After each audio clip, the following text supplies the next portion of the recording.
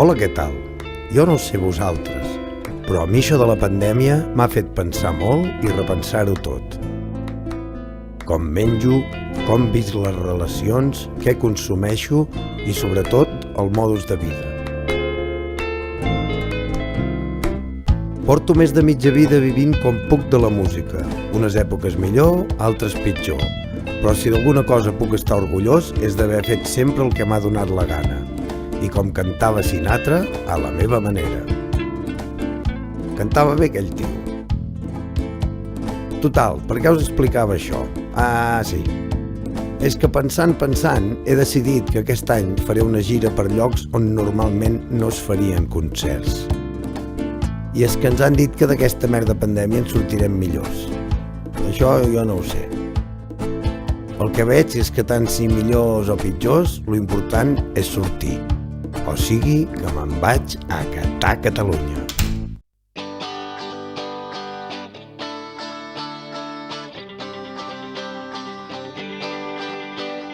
L'equipatge reduït, furgoneta i 5 sentits, busco rius, paisatges, formatge, espai vi.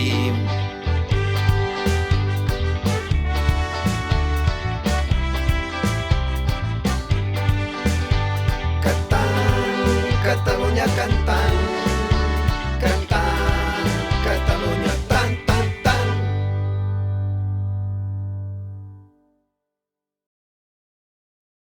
Capítol 1. Arrel i tradició.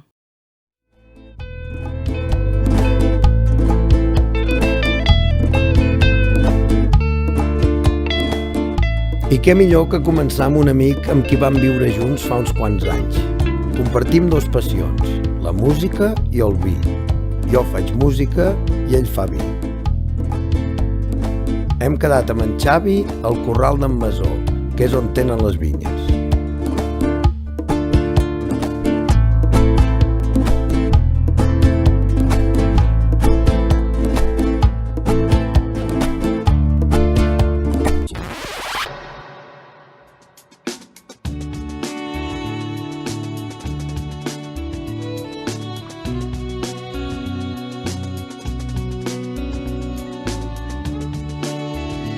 Aquesta finca la va adquirir l'avi l'any 1920, però fins al 1922 aproximadament no va començar a fer l'explotació de tot el que és el vinyedo.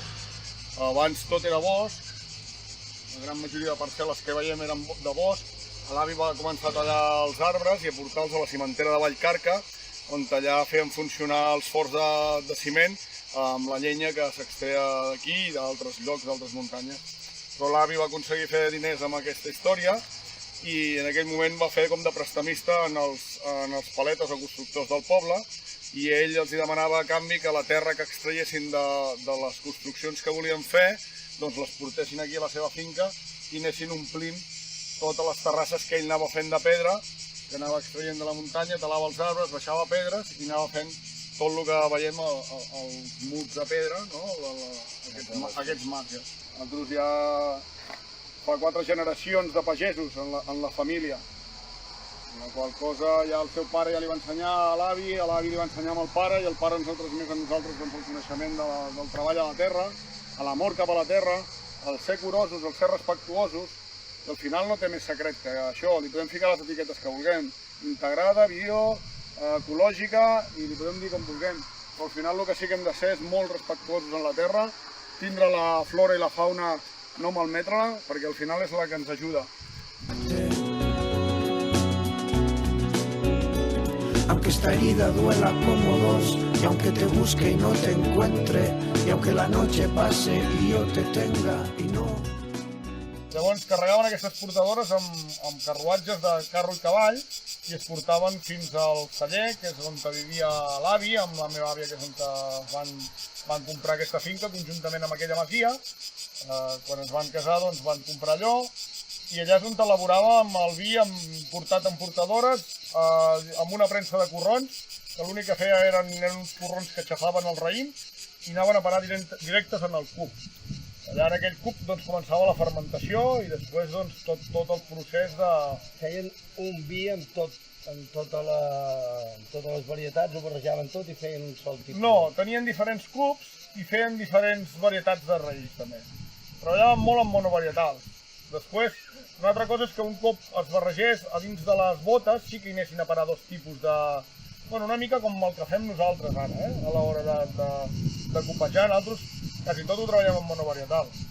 Llavors jo em feia molta il·lusió de tornar a fer vi i a raig de toldo, perquè llavors ja collíem amb el carro, amb el remolc del tractor, amb la lona, i el raïm anava a parar a dintre Norris, i llavors aixecant una mica el remolc i amb la lona fent-la d'embut, doncs allà agafava el suc que s'escorria d'aquell raïm que havíem collit del dia.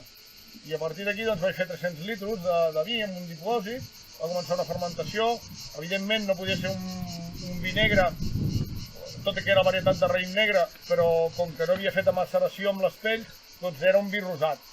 Era un vi rosat molt més pàl·lid del que fem ara, però va ser a l'inici, el 2010. I després, el 2012, és quan decidim de legalitzar, perquè té sortida, perquè la gent agrada, que al final la terra la pots treballar de moltes maneres i hem de pensar, si abans que parlàvem de cets que poden durar 100 anys de vida, cap dels cets que s'està collint en màquina durarà més de 40 o 50 anys. Vull dir, perquè... no interessa. Bueno, perquè se l'està maltractant d'alguna manera en el cet, no? La màquina de collir entra amb com si fossin unes pinces on t'abracen els raïms i comencen a pelejar, no? I estan donant una pallissa. El cep, doncs, està... Apaleao. Està apaleando ahí El vi apaleao també existeix, eh? Sí.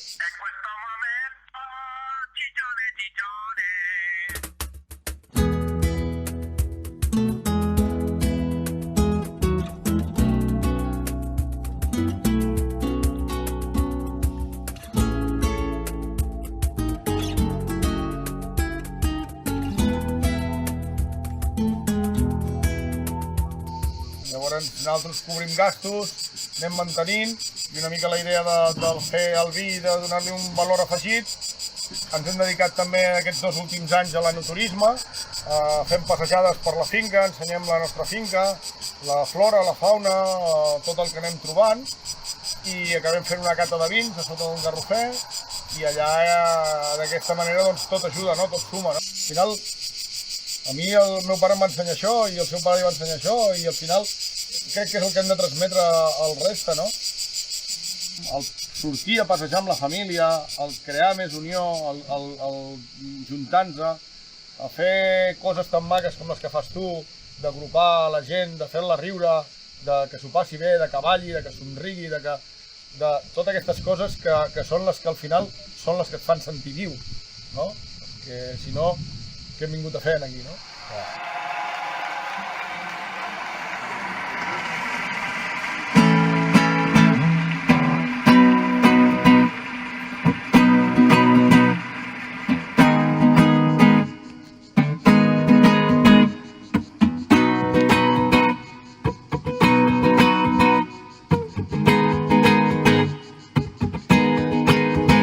Ja ho sé molt bé, jo sé molt bé perquè surt el sol cada matí i perquè jo estic aquí, ja ho sé molt bé, sí, el que passa que no t'ho vull dir, per si per canses tu no volies sentir.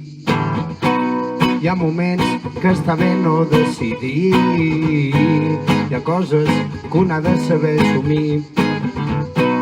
Jo assumeixo tot el que et vaig dir ahir. Hi ha coses que no depenen de mi i ho tindrem tan clar que la vida se'ns fa un ús si no és real. I ho tindrem tan clar que la vida és un regal que cops fa mal i tal i qual, però l'has de viure com a tal. I si no ja ho saps, give it away, give it away, give it away now. Give it away, give it away, give it away, give it away, give it away now. Give it away, give it away, give it away, give it away, give it away now. Give it away, give it away, give it away, give it away, give it away now. Trastos acumulats que no he tirat a tantes noies estupendes i tremendes que han passat. Tinc tants pecats per confessar, en tinc un per capital, però no n'hi ha cap de mortal. Serà que no estem preparats per saber la veritat? Serà que ens han entrenat de la missa la veritat?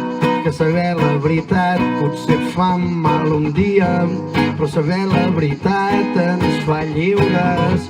T'has inventat mil històries, mil excuses, mil maneres per tan sols sortir del pas.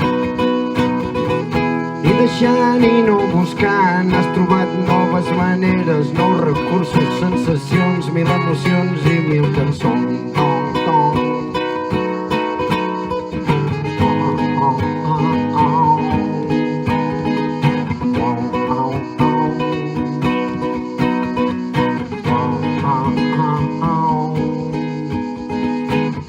M'he vist al pou, m'he vist rosegant les pedres, m'he vist tot sol i agafant noves dreceres. M'he vist al pou, m'he vist vomitant les pedres, m'he vist tot sol i agafant noves dreceres. M'he vist dormint a la palla, enfilant-me dalt dels arbres i saltant de bar en bar per no pensar.